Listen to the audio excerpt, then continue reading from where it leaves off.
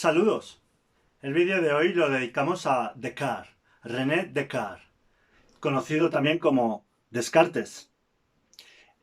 Descartes, filósofo francés, lo situamos en el siglo XVII, un siglo muy importante para la humanidad, puesto que es el siglo en el que se desarrollan las ciencias modernas. Es el inicio de la modernidad en el sentido del pensamiento racional. Entra en crisis el pensamiento escolástico, aquel que se basaba en el dogma religioso, en el principio incuestionable de la fe, y también se basaba en el principio de autoridad, o sea, aquello que afirmaba una autoridad eclesiástica o filosófica era incuestionable. ¿Por qué? Porque asumimos que nuestra ignorancia no nos puede poner al mismo nivel que estas personas tan doctas. Esto entra en crisis con los primeros pensadores de la ciencia moderna. Conocemos a Copérnico, que cambia el sistema geocéntrico del universo por un sistema heliocéntrico, siguiendo el estricto esquema de la simplicidad y la racionalidad, sin apelar a ninguna instancia superior ni a ningún principio de autoridad. Tenemos también a Galileo, que es el que por primera vez cuestiona los principios de la física tradicional mediante la demostración. Es por ello que lo conocemos como el padre del método experimental. Y también es el que entiende que la matemática es el lenguaje universal de los fenómenos. Tenemos a Newton, que acabará sistematizando la ciencia moderna, la física moderna, el estudio del movimiento y de las fuerzas. Es por eso que Descartes vive un momento excepcional en el sentido de que la físico-matemática y el pensamiento racional son los instrumentos para desentrañar los secretos de la naturaleza. Y él se propone algo parecido. Se propone sustituir la anquilosada y obsoleta filosofía escolástica por una nueva filosofía que se base en los mismos principios que la físico-matemática, o sea, en la evidencia y en la claridad, que sus enunciados, que sus afirmaciones sean incuestionables por su propia lógica, por el propio entendimiento, sin tener que apelar a ninguna autoridad exterior ni a ninguna fe. Este es su proyecto, el proyecto filosófico de crear una nueva ciencia basada en la evidencia, en la claridad y en la distinción. Y para ello, Descartes se va a centrar en el propio conocimiento, diríamos que es, ¿qué es lo que podemos conocer? Y en el sentido filosófico, conocer es enunciar, es decir, algo sobre algo que sea absolutamente incuestionable. Si enunciamos matemáticamente una operación, decimos, por ejemplo, 2 por 4 igual a 8. Nadie lo dudará. Todo el mundo lo aceptará. Incluso lo podemos demostrar. 4 veces 2 igual a 8. 2 por 4 es igual a sumar 4 veces 2. Nadie lo dudará.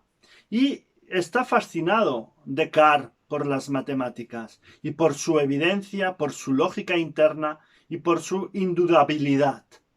¿Podemos afirmar alguna cosa que no sea meramente matemática? ¿Podemos enunciar algo que goce de la misma claridad, de la misma distinción, de la misma veracidad? Ese es su proyecto. Y por ello, al preguntarlo si podemos afirmar algo que sea igual de evidente que un enunciado matemático, estamos ya cuestionando todo tipo de enunciados. Tenemos que pasar un cedazo para saber cuáles son aquellos enunciados que se resistan a la duda. Y es por ello que el primer paso de la filosofía de Descartes es la duda metódica.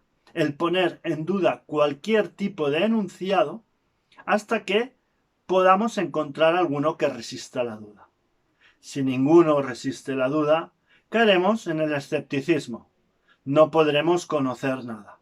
Si alguno resiste la duda, podemos empezar a construir una nueva filosofía de evidencia y de veracidad que sea absolutamente universal y válida para todos. Ese es el proyecto de Descartes. Pues empecemos. Dudamos de todo lo que proviene de los sentidos. Yo afirmo algo y puede ser dudable. ¿Por qué? Porque en mi afirmación es subjetiva. Es lo que yo veo, es lo que yo siento, es lo que yo entiendo. Y otra persona igual lo ve de otra manera. Lo ve de una forma distinta, lo ve desde otra perspectiva. Todos los enunciados que hagan referencia a la experiencia, a aquello que proviene de los sentidos, es cuestionable. Por lo tanto, no resiste a la duda y lo tenemos que desdeñar. ¿Qué nos queda, pues? Pues nos queda la propia razón, aquello que podamos pensar. Yo puedo pensar que en mí mismo. Sería lo que podríamos denominar introspección. Pienso en mí mismo. ¿Qué soy? Yo soy Josep. ¿Soy Josep? Bueno, porque ese es mi nombre, pero es esencialmente mi nombre. Podría ser otro nombre. Podría ser que alguien me ha engañado, que me llamen así, pero mi verdadero nombre es otro. También es dudable. ¿Que yo soy una persona? Bueno, eso es lo que de algún modo se ha establecido. Es absolutamente verdadero. Es como un enunciado matemático. También es dudable. ¿Que yo estoy aquí ahora? Bueno, igual estoy soñando, igual estoy loco, igual tengo algún trastorno. También podría ser dudable. Cualquier enunciado que tenga la mínima sospecha o adscripción de dudabilidad, lo rechaza Descartes. Tiene que ser como un enunciado matemático, si no, no me sirve. Y así es como lo va desdeñando todo. La duda metódica se carga todo tipo de enunciados. Pero finalmente llega a un enunciado que no es dudable, que es absolutamente evidente. ¿Cuál es ese? Pues la famosa frase de Descartes de cogito ergo sum. ¿Cómo hay que entenderla? Se traduce habitualmente como pienso, luego existo. ¿Cómo tenemos que entenderla filosóficamente?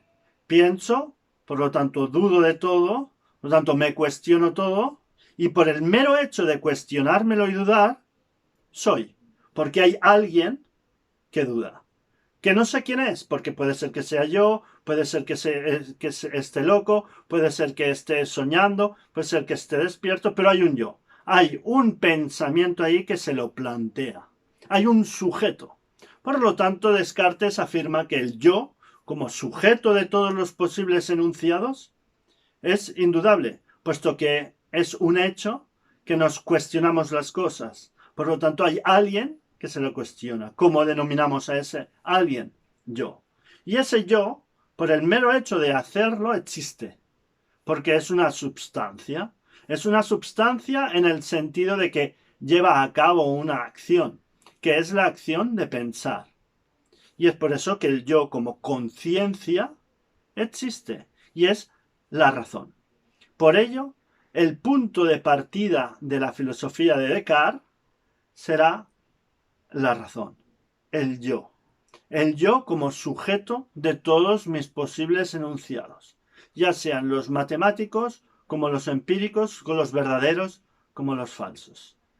Y ese yo que duda llega a la certeza de la indudabilidad. Por lo tanto, ese yo imperfecto que soy piensa en algo que es perfecto en el sentido de verdadero. Por lo tanto, existe una diferenciación entre imperfección y perfección, o entre falsedad y veracidad. A todo eso verdadero, a todo eso evidente que yo puedo llegar a pensar, me ha venido dado. Y como me ha venido dado, ha sido otorgado. Y es así como llega a la segunda idea evidente clara y distinta, que sería esa entidad, esa substancia que ha posibilitado que yo llegue a enunciar frases, oraciones, juicios que sean absolutamente verdaderos. Esta substancia sería Dios. ¿Cuál es la gran importancia de esta filosofía de Descartes? Que Dios queda en segundo plano.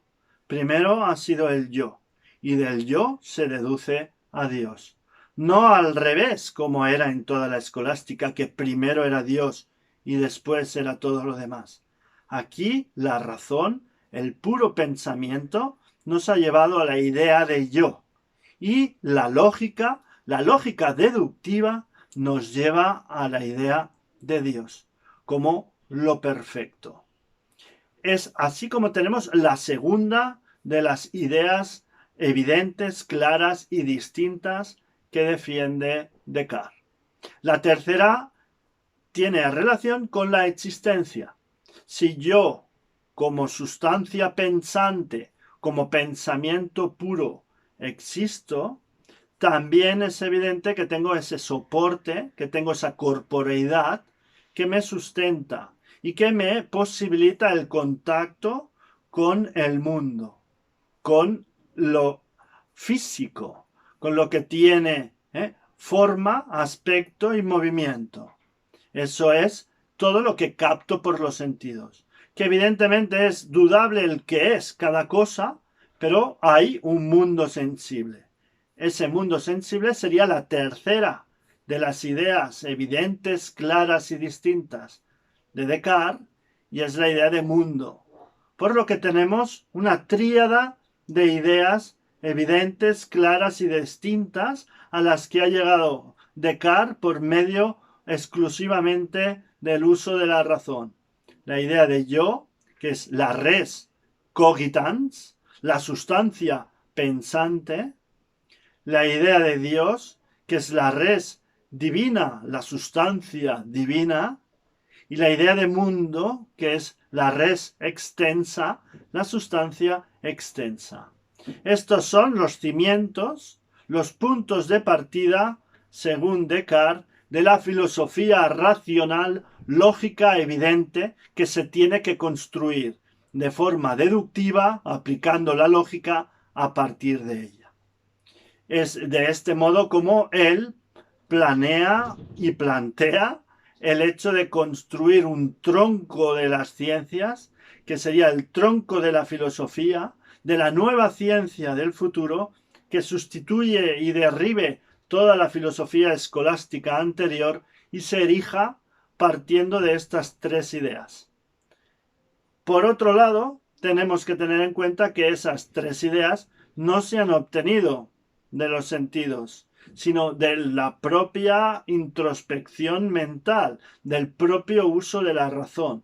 Es por ello que Descartes las denominará las ideas innatas. Ya nacemos con ellas. Igual que podríamos decir que nacemos con el sistema numérico, y es la propia mente la que nos ayuda a elaborar operaciones matemáticas. No las obtenemos de la experiencia, sino que las deducimos, las elaboramos de forma lógica mediante el uso exclusivo de la razón.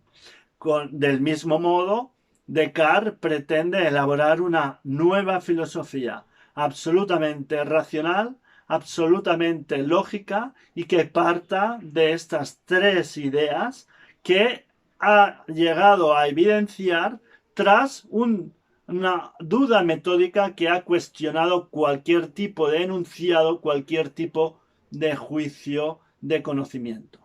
Es así como inauguramos la modernidad. Inauguramos la modernidad con el denominado giro copernicano, giro cartesiano. Así como Copérnico cambió a la Tierra y puso al Sol en el centro del universo, Descartes cambia a Dios y pone al yo en el centro del conocimiento. Para conocer ya no tenemos que apelar a instancias superiores, sino que utilizamos nuestra propia facultad de la razón. Descartes anticipa ya el que será todo el movimiento ilustrado que se guiará por esa luz de la razón y cambiará la época medieval escolástica por una nueva etapa científica y racional. Muchas gracias y hasta el próximo vídeo.